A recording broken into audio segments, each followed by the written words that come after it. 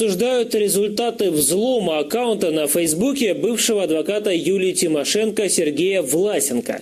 В открытый доступ попала его переписка с немецким врачом Ольгой Вибер и командиром одного из батальонов украинской Нацгвардии. Они обсуждают торговлю органами.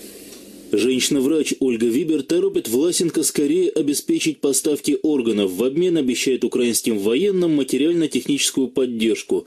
15 апреля, в день, когда киевские власти начали военную операцию, Вибер написала: «Судя по новостям, события нам на руку. Как думаешь, курс не изменит?» Власенко отвечает, что им будет с чем работать благодаря помощи западных партнеров. В других сообщениях Вибер радует собеседника известием, что очередная партия разошлась хорошо, клиенты довольны и есть много новых заказчиков. И подробно расписывает, какие нужны заказы. Например, 17 сердец, 50 почек новой печени в количестве 35 штук, 30 поджелудочных желез и 5 легких. Ее собеседник в ответ обещает справиться. Вибер периодически ругает Власенко за некачественные поставки.